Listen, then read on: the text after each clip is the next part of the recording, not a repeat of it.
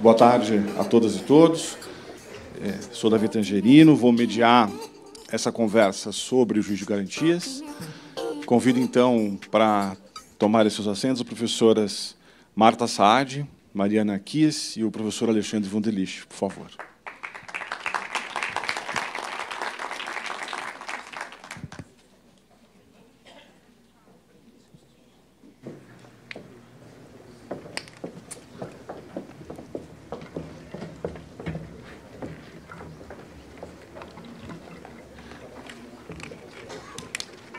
Seguindo o tom desejavelmente mais informal de bate-papo, vou resgatar aqui o nosso grupo de WhatsApp em que a gente discutiu as perguntas que iam nortear essa conversa. Claro, a pertinência de discutir juiz de garantias nesse evento é evidente. Esse é um tema que se colocou, de certa maneira, para o grande público, seja a partir de todos os candentes debates em torno da Operação Lava Jato, mas nem tão recentemente assim, por uma suspensão desse instituto, vou evitar uma expressão mais dura, monocraticamente pelo ministro Fux, e agora esse tema se recoloca. Então, como primeira pergunta, e aí eu vou dirigir a pergunta à professora Marta, depois os professores Alexandre e Mariana comentam, né? Talvez a Marta conviesse inicialmente explicar um pouquinho do que se está a falar quando se fala em juiz de garantias. Bom, obrigada, Davi. Boa tarde. Queria primeiro agradecer a Transparência Internacional e o INSPER, na pessoa do meu amigo Caio Rodrigues, pelo convite.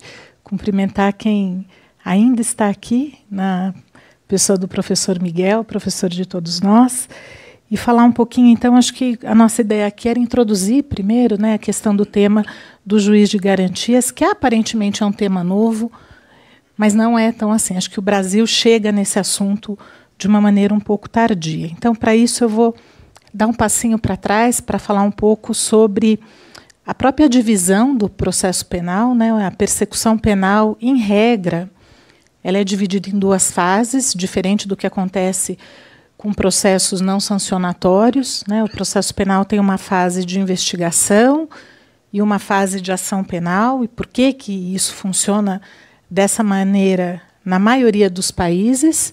É porque a ação penal tem uma carga infamante, difamatória, um peso muito maior do que uma ação de despejo, por exemplo, ou de uma ação de litígio cível. E, por conta disso, é preciso que haja uma fase preliminar, uma fase preparatória, que tenha uma dupla função, né? Primeiro, obviamente, atuar rapidamente, recolher informações sobre o que acontece, e no nosso modelo é a polícia judiciária que faz isso, tanto que a gente tem polícia onde não há comarcas, né? Todo município, toda cidade tem ali uma polícia atuante, e ela também tem uma função que é de preservar e evitar juízos apressados, né? Evitando uma acusação que possa ser temerária, que possa ser caluniosa, que possa ser infamante, que possa ser instrumento de vingança de uma pretensa vítima em relação a determinado sujeito. Acontece que essa fase preliminar, então, que entre nós, numa expressão bem técnica, confere justa causa para a ação penal, permite que a ação penal seja iniciada, ela experimentou nos últimos anos um incremento gigantesco, né? Uma fase que era para ser rápida, se a gente olha, por exemplo, para o Código de Processo Penal, o inquérito deveria durar 30 dias, 10 dias, se o acusado estivesse preso. A gente tem inquéritos que duram anos. Por quê? E daí, junto com o aniversário da Lei Anticorrupção, esse ano a gente também vive os 10 anos da Lei das Organizações Criminosas. Essa lei, né, de 2013, ela previu no nosso sistema uma série de meios, que são chamados ali de meios excepcionais de obtenção de prova, ou técnicas especiais de investigação, que acontecem, na maioria das vezes, na fase de inquérito policial. Do que a gente está falando? Interceptação telefônica, captação ambiental, acordo de colaboração premiada, colaboração entre instituições que apuram o mesmo fato, troca de informações, ações de vigilância, como ação controlada, infiltração de agentes, tudo isso nessa fase preliminar. E muito do que é produzido nesta fase preliminar são informações que não se repetem. Então, aquela ideia original de que o inquérito só recolheria informações e permitiria o início da ação penal, na verdade, o inquérito carrega para a ação penal informações que são irrepetíveis e que, mais do que isso, definem muitas vezes a sorte do acusado. A ação penal passa a ser um locus de produção de prova oral. O juiz ouve testemunhas, basicamente. O resto, tudo foi produzido na fase de inquérito. Então, situando isso, quer dizer, um grande incremento da fase de inquérito e essa separação, o que se constata é que seria muito desejável que o juiz que autoriza as medidas da fase de investigação e que envolvem, na maioria das vezes, atividades de vigilância ou então atividades de restrição de garantias, como, por exemplo, busca e apreensão, prisão preventiva, né? O juiz, ao lado ali da investigação, não fosse o mesmo juiz que depois fosse analisar a ação penal, né? Que ele não fosse o destinatário do resultado dessa prova. E daí, então, a figura do juiz de garantias, que tem um nome impróprio que fica parecendo que só o juiz da primeira fase é um juiz de garantias, o juiz da segunda fase é um juiz do tudo ou nada, um vale tudo. Não é isso, né? A gente poderia chamar de juiz de investigação, juiz da ação penal, né? E a ideia desse modelo é realmente separar para que o juiz atue, né, olhando para essas medidas que são requisitadas pela polícia e propostas pelo Ministério Público, mas não fosse depois o mesmo juiz que julgasse a ação penal. Essa é uma ideia antiga, desde a década de 70, ela já é aplicada em vários países, Alemanha, Portugal.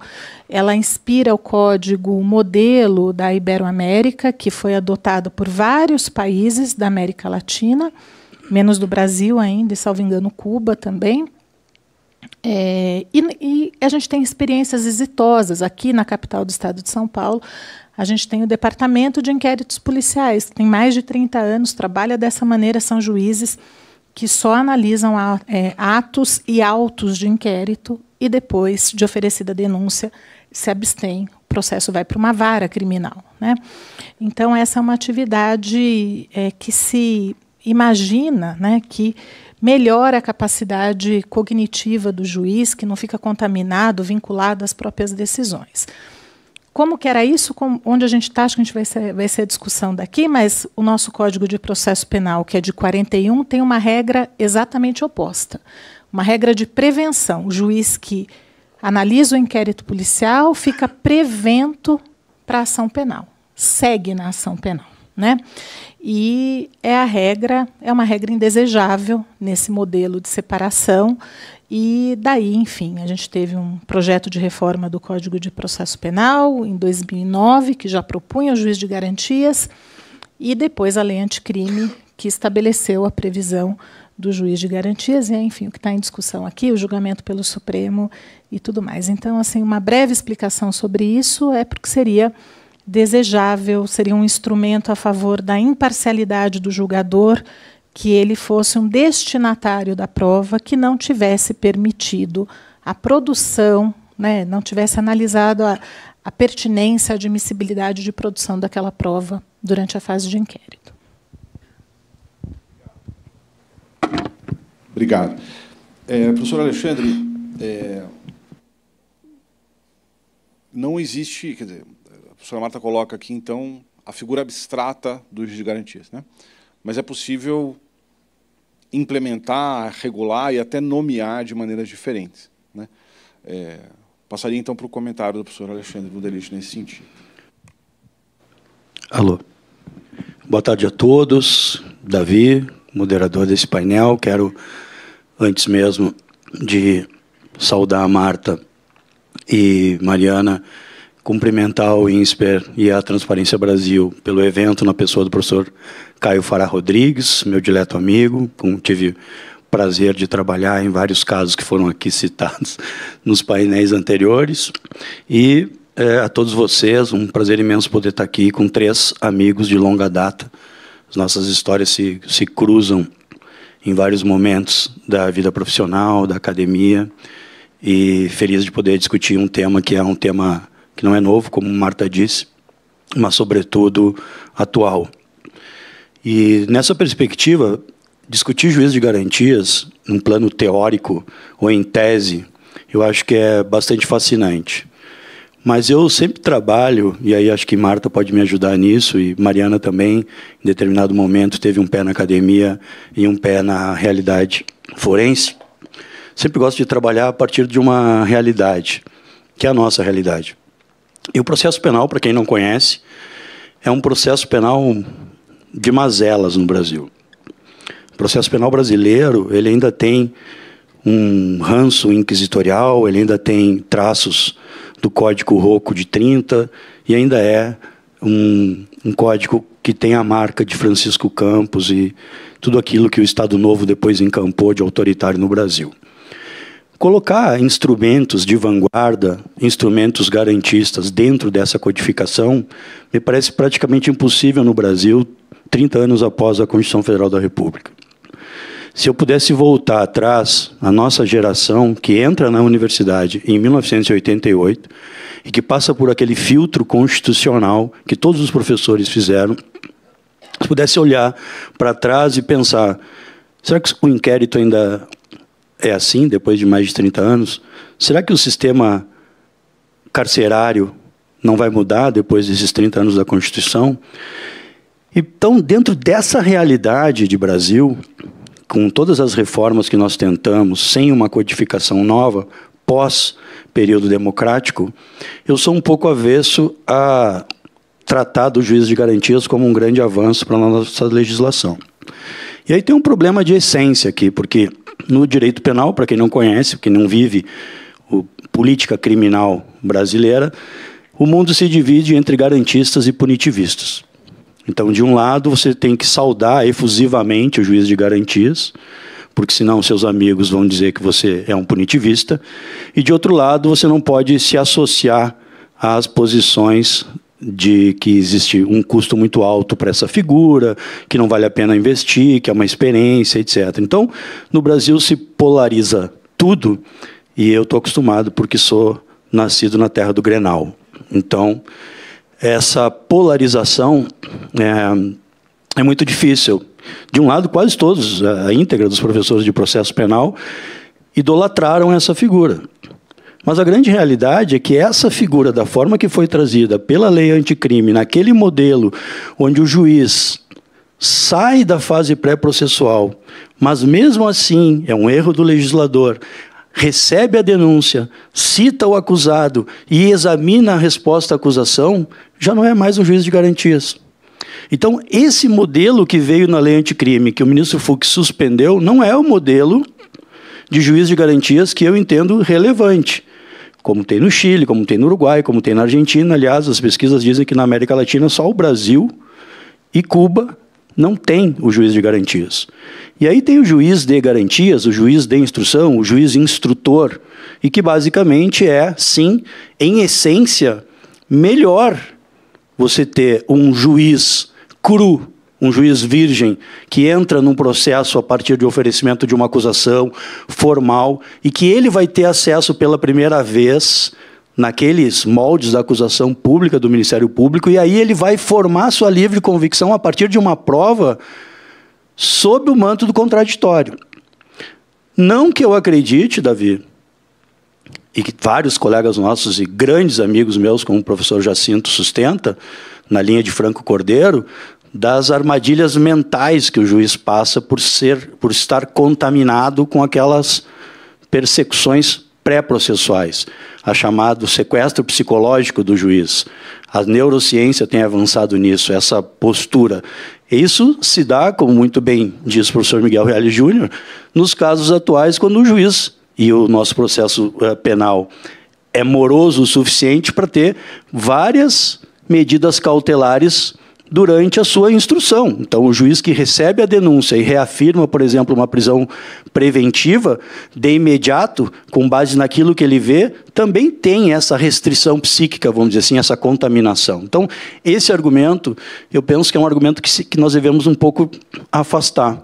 Mas é uma figura muito fundamental que só pode, na minha visão, ser trazida para o Brasil a partir de uma nova codificação, sob pena de, mais uma vez, nós importarmos um instituto que não vai caber dentro de um sistema inquisitorial, ao contrário dessa luta constante que nós temos nos últimos 30 anos, de uma busca de um modelo de estrutura acusatória.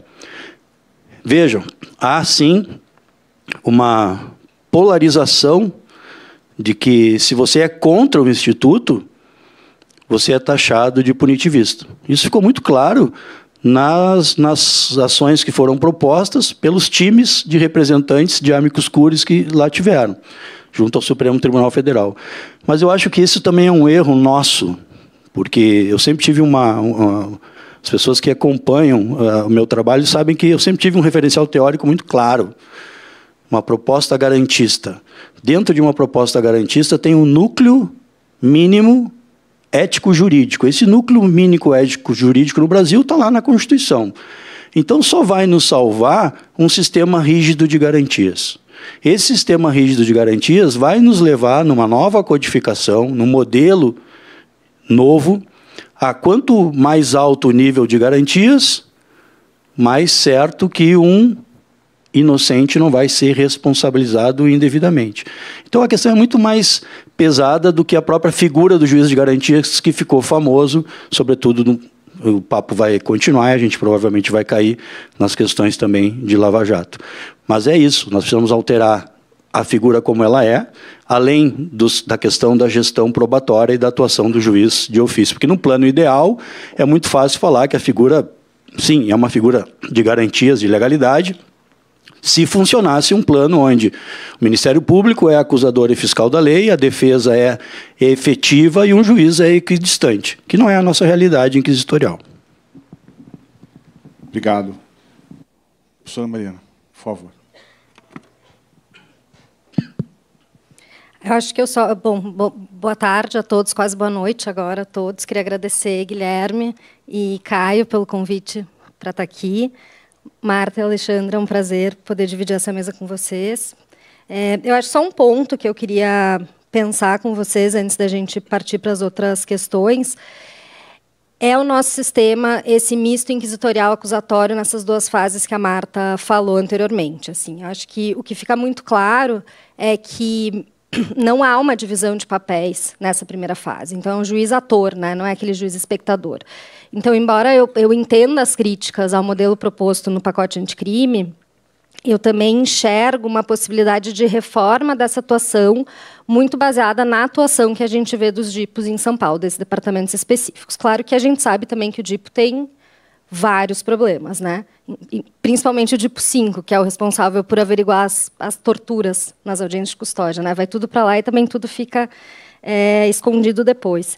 Mas eu acho que, considerando que legislações por si só não vão mudar a realidade, me parece que é um passo importante a gente ter conseguido colocar, por meio de uma emenda meio estranha, dentro do pacote anticrime, o juiz de garantias. Maravilha. Eu estava tão focado aqui no meu papel que eu deselegantemente deixei de agradecer o convite formulado aqui. Fui 3 vezes lembrado da minha má educação, então me corrijo aqui. Inicialmente, a gente tinha desenhado uma segunda ordem de conversa aqui sobre o quanto isso é, em tese, protetivo do acusado. Me parece que isso já ficou diluído assim, né, nessa primeira questão. Mas eu vou pegar justamente esse sinal que vocês colocam aqui. Né? Então, o tema não é novo. Né? Temos o DIPO em São Paulo há muito tempo, que, além dos problemas da Mariana, me parece que... Opa. Aí eu ia criticar o Di por cortar minha palavra aqui. Que os juízes são indicados pelo presidente do tribunal, né? Não é um cargo por provimento, então isso dá um controle político enorme. Curiosamente, isso também acontece na execução penal, não parece coincidência. Então, isso não é novo, isso já chega atrasado, inclusive, na América Latina. Chega enfraquecido, como bem coloca o professor Alexandre, porque, realmente, no momento processual em que ele foi desenhado, a denúncia já está recebida e confirmada na falta de melhor verbo, né? Mesmo assim, então, quer dizer, quem ouve parece que é pouco, né? Embora importante, não é revolucionário. Mesmo assim, né, irritou profundamente a magistratura, né? O ministro Fux é um ministro muito sensível às demandas corporativas da magistratura, e numa decisão monocrática, sobre, né, ilegal, pelo menos no sentido de que, tendo sido monocrática nesses termos, deveria ter sido referendada por um colegiado rapidamente, e ficou 3 anos lá, né? Então, rodando aqui o primeiro interlocutor, professor Alexandre, se não é tão novo, não é tão revolucionário, se já está acontecendo em todos os lugares, né, menos na temida Cuba, por que isso invoca sentimentos tão arraigados na magistratura brasileira? Eu acho que não é só na magistratura brasileira, Davi, mas também, né, porque é ela que prontamente acionou o Supremo Tribunal Federal. O que acontece no Brasil, se nós formos olhar um pouco da política criminal legislativa dos últimos 30 anos, nós perdemos, em algum momento da história, as discussões de um direito penal mais minimalista, mais necessário, a partir de o que a gente convencionou chamar pela doutrina de populismo penal. Então, se nós olharmos a legislação, tem determinados temas que nunca evoluem. A parte especial do Código Penal brasileiro, o Código de Processo Penal. Esses temas não evoluem. A última grande reforma processual, reforma do sistema criminal que nós tivemos, é a reforma de 84, da parte geral, que foi um dos professores que está aqui, o professor Miguel Reale Júnior, que contribuiu no desenho daquela principiologia toda que está até hoje conosco. E também na lei de execução penal. Depois disso, se nós olharmos a política legislativa em sede criminal brasileira, é um desalento. Realmente há situações de vexame internacional em diversos momentos.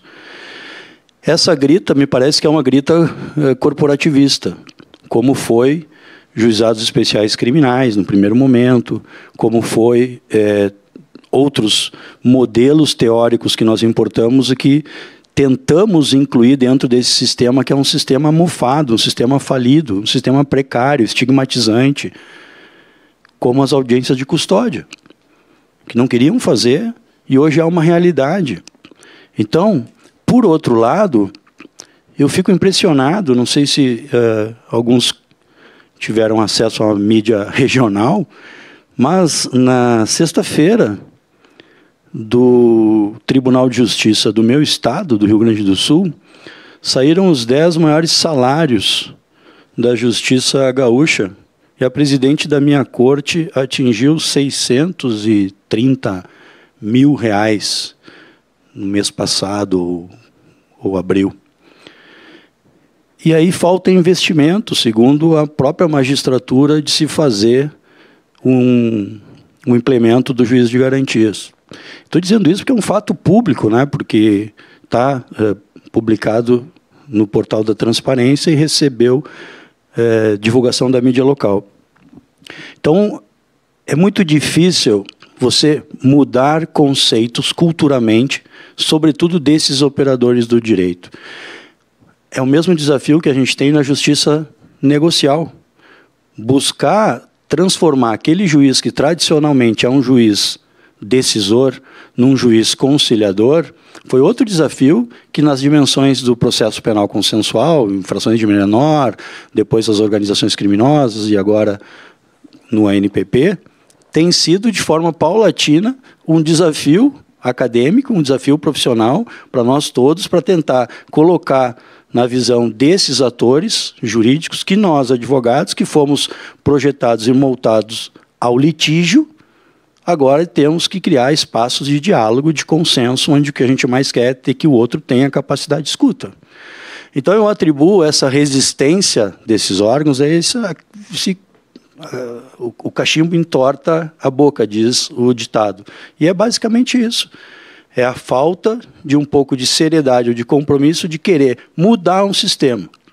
E eu sempre volto a dizer, o processo penal brasileiro é deprimente. As pessoas que não conhecem o processo penal brasileiro deveriam conhecer o processo penal brasileiro. O Brasil é um país onde uma determinada magistrada prende uma menina de 15 anos numa sala com homens. Agora, há cerca de 30 dias, um juiz deu voz de prisão a um advogado que foi servir um copo de água para uma testemunha que, em pranto, estava no plenário do júri. Então, essa realidade, que não é a realidade dos advogados que trabalharam na Lava Jato e que fizeram um acordo de leniência, vai ser afetada pela figura do juiz de garantias. Vai ser afetado lá no interior dos rincões, onde não tem mais de um juiz para determinadas regiões. Então, nesse ponto específico, talvez a morosidade, a discussão imposta pelo próprio ministro Fux tenha dado uma forma de capacitar, ou pelo menos projetar que isso vai acontecer. Eu não sou contrário, Davi, à figura, mas eu gostaria que a figura tivesse início, meio, fim, dentro de um código, e não da forma que ela foi colocada, assim, em último momento, e aí veio o euforismo, como se a figura fosse ser panaceia de todos os males. Basicamente é isso. Professora Mariana, quer comentar? O ministro Fux, lá em 2020, né, quando ele concede a liminar, e agora, em 2023, quando ele, enfim, vai julgar já em plenário, e agora está em vistas, né, com o Toffoli. Bom, talvez quarta-feira da semana que vem isso volte, né, ele se comprometeu a isso, mas vamos ver. Na verdade, não foi só a Associação de Classe dos Juízes, né, o CONAMP também foi um dos propositores e 3 partidos políticos diferentes. Os argumentos do Fux, se eu bem entendi, tanto na liminar quanto agora no seu voto, que ainda não foi liberado, então isso são informações que eu coletei, enfim, na mídia e do acompanhamento do julgamento, ele vai falar de, assim, 2 grandes temas, né? A constitucionalidade mesmo do pacote anticrime em si, e especialmente do juiz de garantias, e também de uma coisa que ele chama, e aqui eu vou fazer uma aspas, que é um modelo sedutor que não vai resolver os problemas de imparcialidade ou de parcialidade que a gente tem. Então, tu quer... São o canto da sereia. Né? Isso, ele usa essa expressão, mas eu lembro muito bem da palavra sedutor. Ele vai falar, em resumo, que o juiz de garantias afronta o pacto federativo, então, nesses argumentos mais aí de cunho constitucional, que viola a reserva constitucional de iniciativa de lei em matéria de organização judiciária, que não respeita a exigência prévia de dotação orçamentária para implementar essas alterações e que, né, enfim, o pacote anticrime não teria cumprido o devido processo legislativo. Só que é engraçado que só nesse ponto, né? As outras questões não são questionadas. Mas eu acho que a gente precisa prestar atenção em outras coisas que o ministro Fux traz na decisão, e aí me parece que entra o nosso debate mesmo. Assim. Ele diz que não só o juiz de garantias não trará mais isenção e imparcialidade para os juízes, como que ele pede que a gente produza pesquisas empíricas que comprovem que os juízes não decidem, né, de determinado lado.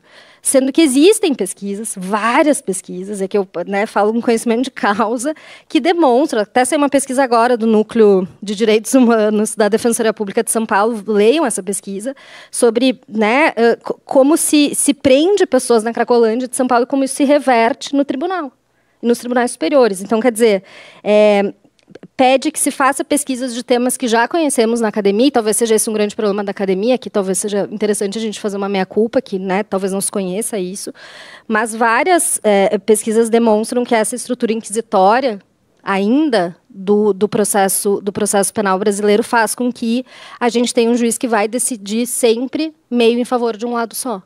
E isso é um grande problema, me parece, num país em que a gente tem 180 mil pessoas encarceradas preventivamente.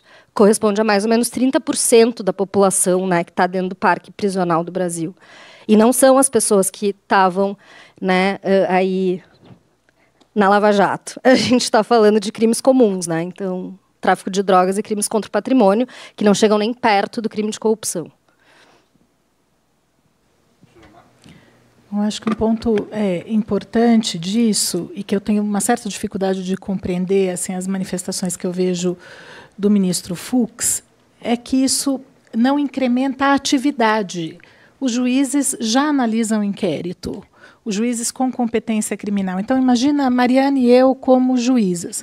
Eu posso ser juíza de garantia dos casos que serão julgados pela Mariana, a Mariana passa a ser juíza de garantia dos casos que serão depois julgados por mim. Eu não vejo um incremento nisso. Eu acho que é muito mais uma questão realmente de apego. Talvez, né, motivos apócrifos nunca, né, que serão revelados ali, mas os juízes já ficam um pouco com o trabalho pronto, né? A gente que é advogado vai para uma audiência, sabe que a sentença muitas vezes já está pronta, né? Ali é só corroborar o que foi dito e tudo mais. Então, tem a impressão que os juízes carregam os casos desde lá do seu início, quando chega, né, um pedido de prisão preventiva, uma busca e apreensão, tem um ganho ali de conhecimento que é difícil abrir mão depois para outro juiz, pegar um caso do zero, né, um caso virgem, como disse aqui pelo Alexandre, dito aqui pelo Alexandre, um caso, né, que começa no 0 a 0 para valer e ele é um destinatário passivo daquela prova. E a gente viu isso em inúmeras outras experiências trazidas por lei, que o juiz tem essa dificuldade do desapego. A mesma forma de condução de audiência criminal, que o juiz deveria ser um mero espectador, a gente sabe que o juiz não consegue, né? O juiz quer presidir, quer ter o domínio ali sobre a produção da prova, dizendo, obviamente, de uma maneira bastante geral. E concordo que essa questão, eu acho que uma das coisas que a pandemia trouxe, que talvez era um cenário bastante diferente quando o pacote, né, quando a lei anticrime entrou em vigor, no início de janeiro, primeiro, acho que o prazo realmente foi muito curto, o prazo ali de implementação previsto na lei, considerando a mudança de estrutura que os tribunais de justiça e tribunais federais teriam que fazer, era um prazo curto. Mas eu acho que uma coisa inegável e que era impensada antes da pandemia era a questão da virtualização dos processos. Então, assim, os processos eletrônicos, os processos digitais permitem, por exemplo, que comarcas que tenham um só juiz tenham um juiz de garantia de outra comarca, claro, com uma mudança ali que vai ser preciso prever, mas é o processo eletrônico, não tem que mandar autos físicos, não tem que mandar malote, né? É abrir o processo eletrônico para um outro juiz analisar. Então, acho que essa foi uma dificuldade. O tempo talvez tenha trabalhado a esse favor para mostrar que não é nenhum bicho de 7 cabeças o que é preciso fazer para implementar. Não sei se tem, obviamente tem um impacto, mas também não sei se o impacto é muito diferente de, por exemplo, ter aumentado o prazo de duração de prisão de 30 para 40 anos. Imagino que deixar uma pessoa 10 anos encarcerada custe mais por pessoa do que implementar um juiz de garantias. Imagino, considerando a nossa população carcerária de crime contra o patrimônio e tráfico, em que as penas são altas. Então, também tem uma dificuldade de ver essa leitura do impacto orçamentário unicamente em relação a essa reforma processual e não a lei anticrime como um todo, que, entre outras coisas, aumentou o tempo máximo de prisão, né? Não.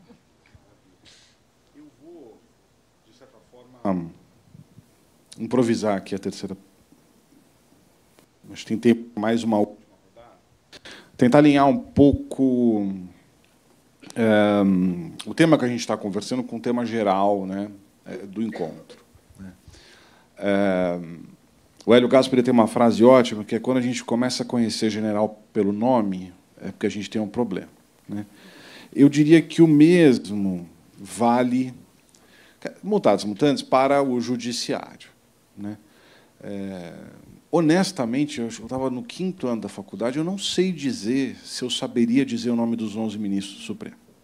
Né? E esses dias a minha filha, de 8 anos, perguntou se o Lula pode demitir o Alexandre de Moraes.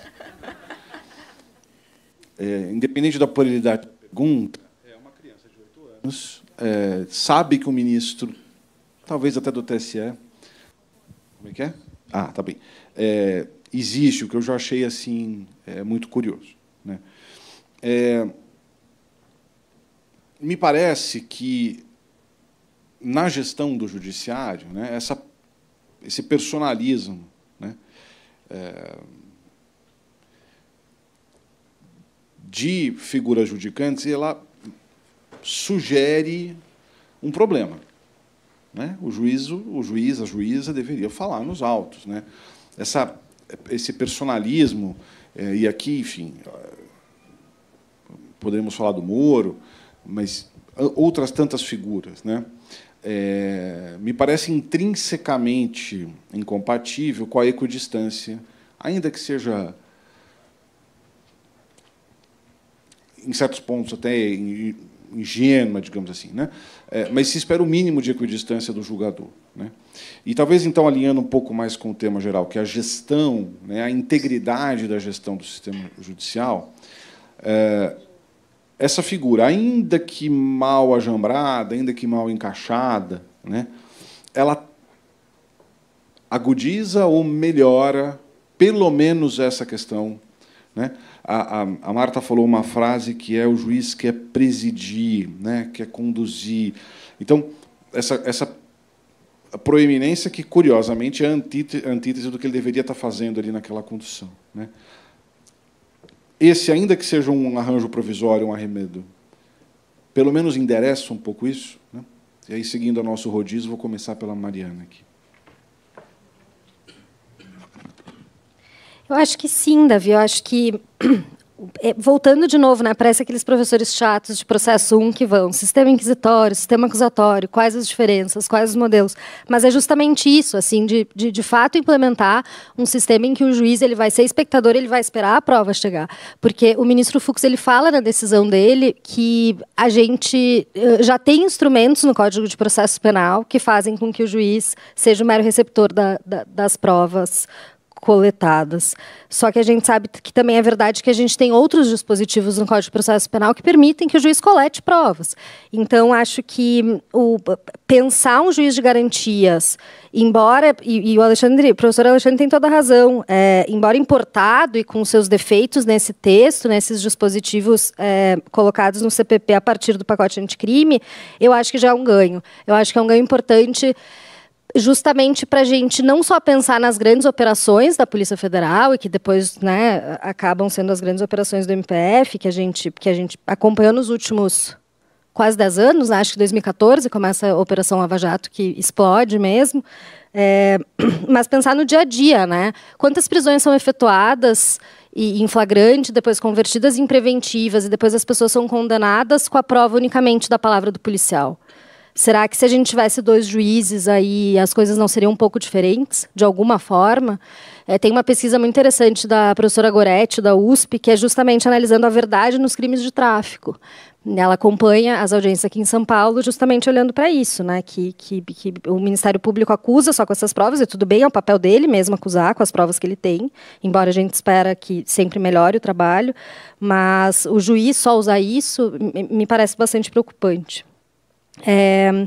E aqui não é uma crítica à Operação Lava Jato em si, nem a um juiz específico, nem a procuradores específicos, porque muita gente trabalhou nessa operação e acho que ela descortina, como bem o Caio falou na mesa anterior, coisas importantíssimas para o nosso país. Mas até que ponto os fins justificam os meios que foram usados, né? Quantos excessos foram utilizados durante toda essa operação e o que isso gerou para o Brasil? Eu acho que essas questões a gente precisa refletir um pouco. Roubando a regra aqui, roubando a regra aqui, só engravidando um pouco a pergunta, porque também tem esse ângulo, né?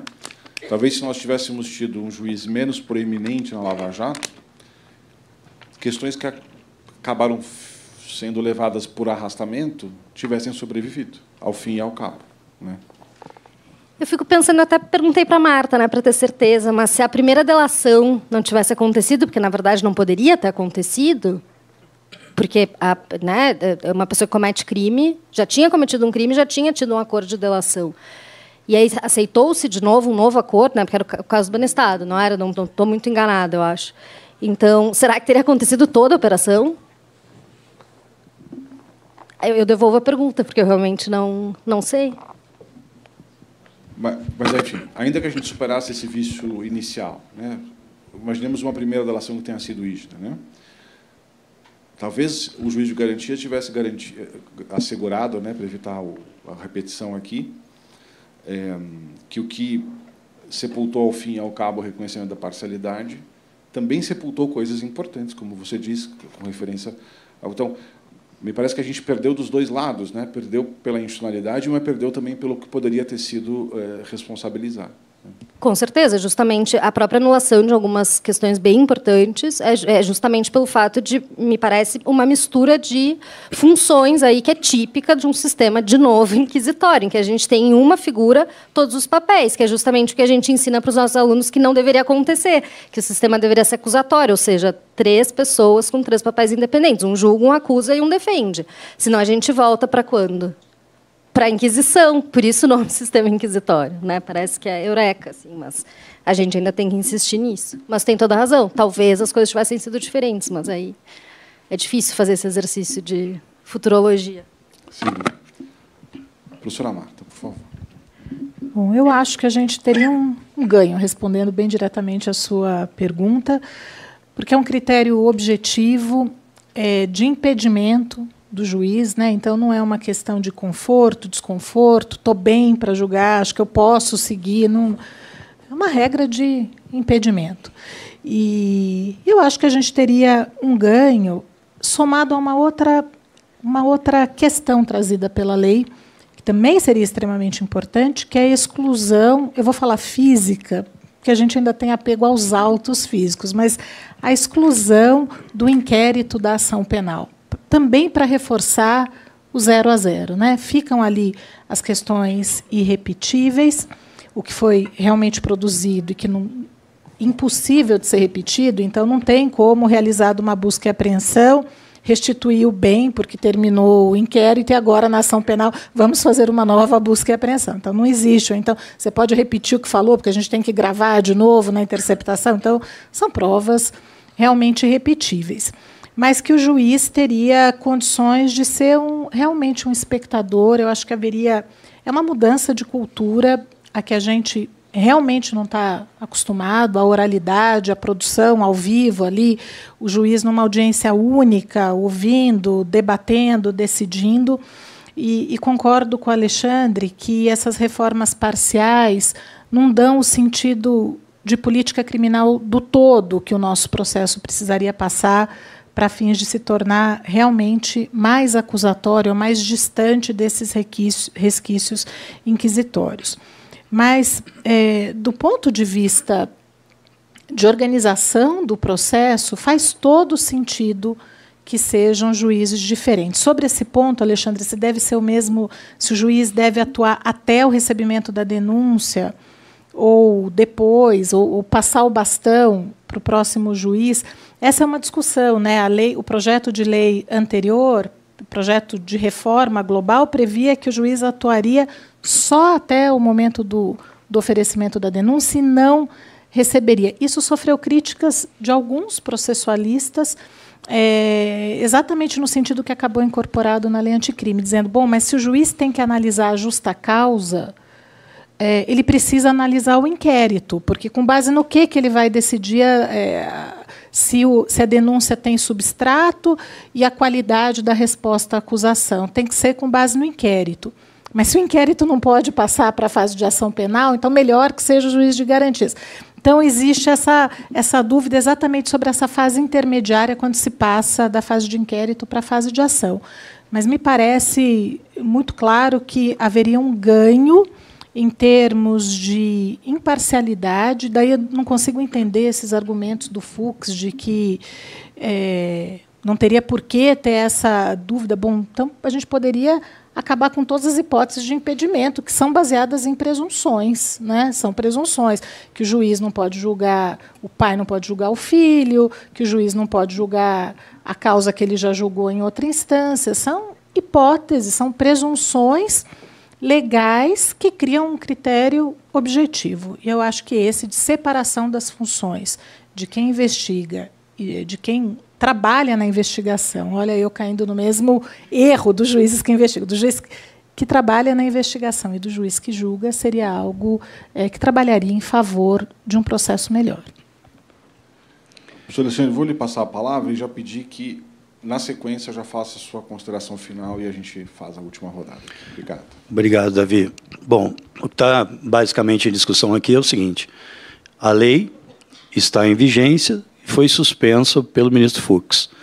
Então, a pergunta é melhor ter um juiz de garantias desta forma, que está colocado lá, dentro desse modelo, que é um modelo ainda com traço inquisitorial, ou é melhor torcer para que não seja declarado constitucional, para que se tenha no futuro um juiz de garantias dentro de um código novo, ou de uma codificação nova?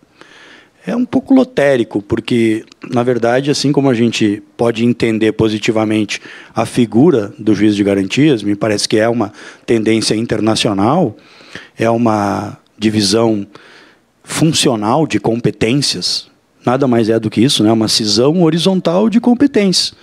No Brasil, funcionaria melhor. Evitaria um juiz ativista de fazer o que fez, por exemplo, na Operação Lava Jato? Não. Não evitaria, não mudaria absolutamente nada. Sobre o ângulo da defesa, o que mais se quer, quando se tem um processo legal, um processo eticamente justo, é a equiparação de armas. As mesmas dimensões da acusação e da defesa com o juiz espectador do processo. Só que essa discussão no Brasil, Caio, aconteceu na reforma pontual do CPP, onde os mesmos professores de processo penal, no qual eu me incluo junto com a Marta, foram contrários à possibilidade do juiz agir de ofício no artigo 156 do Código de Processo Penal, porque nós entendíamos que o juiz não podia produzir prova de ofício, com a exceção se fosse a favor da defesa, pela ausência de uma defesa efetiva, ao invés de ele desconstituir o defensor. Só que nós perdemos essa discussão. Estou correto, Marta? E depois que nós perdemos essa discussão, o 156 legitimou a atuação do juiz de ofício. Então, importar a figura e colocar o juiz de garantias na situação atual que nós temos hoje, pode melhorar? Sim, pode melhorar. Mas não resolve. E pode, de outro lado, tornar um problema operacional para as comarcas em que pese a virtualização ter melhorado essa possibilidade, em que pese ter o DIPO como uma experiência, e tem outros estados que também têm, nós vamos criar magistrados que vão atuar exclusivamente na fase pré-processual junto com os agentes do Ministério Público. Quando terminar essa fase, nós vamos ter um juiz, e aí sim o juiz decisor, o juiz da causa. Mas eu não vejo uma vantagem, né, em que pese o que eu entender positivo ou negativo é absolutamente sem relevância, porque essa decisão vai ser aqui, e acho que o Supremo vai declarar constitucional, porque é um caso de constitucionalidade. Então, nós vamos ter o juiz de garantia, muito provavelmente, não sei em que forma e de que maneira. Agora, talvez a nossa geração, né, para finalizar já minha fala, Davi, tem uma frase do Camus que eu gosto bastante, diz, se a nossa geração não é capaz determinada de salvar o mundo, talvez o nosso desafio seja muito maior, não deixar que o mundo desmorone.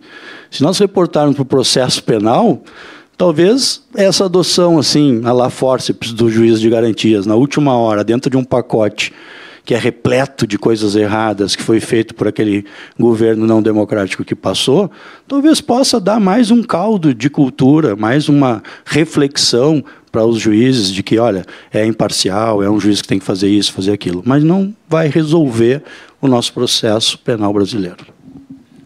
Obrigado. Temos aí 2 minutos, talvez, professora Mariana, uma observação final. Agradecer de novo o convite. Eu fiquei pensando, Alexandre, eu até ia falar sobre o Chile, mas aí eu fiquei pensando muito no que tu para quem não sabe, eu também sou gaúcha, acho que deu para ver pelo sotaque, o Alexandre foi meu professor. Então, é bem interessante estar aqui junto com ele. Mas eu fiquei pensando quando abolicionistas penais criticam quem atua dentro do sistema penitenciário. E aí, para dizer, não pode atuar no sistema penitenciário porque a gente está legitimando essa máquina de matar e moer gente. Pois é, mas ela existe. E a gente vai fazer o que até lá?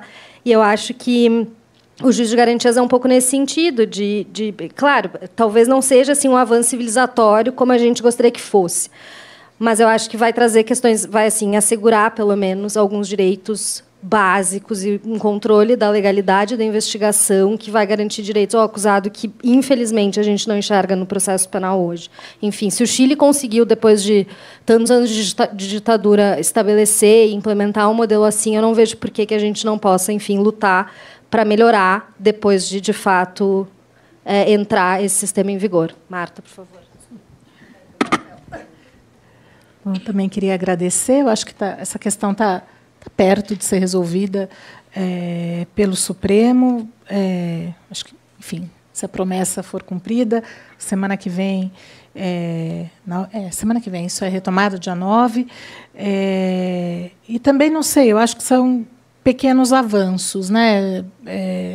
Pensando aqui em outros temas que poderiam vir junto, quer dizer, dentro desse juiz que trabalha no inquérito e na ação, isso também propicia megaprocessos, maxi-operações, em que as coisas se confundem, investigação e ação, se a gente estiver falando de crime organizado, de crimes econômicos.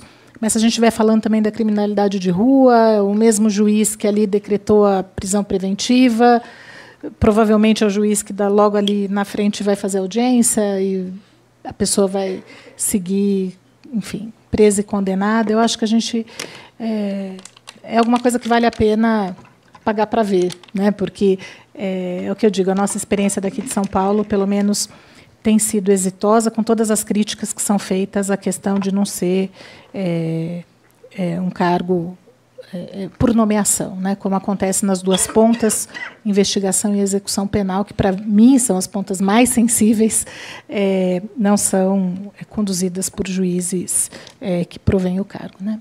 Mas é isso. Obrigada. Então, agradecendo a todas e todos, à Transparência Internacional, ao INSPER e demais apoiadores pela ação, pelo menos segundo o meu programa, estou cumprimentando mais uma vez os colegas aqui, pelo menos pelo meu programa, ficamos por aqui. Certamente alguém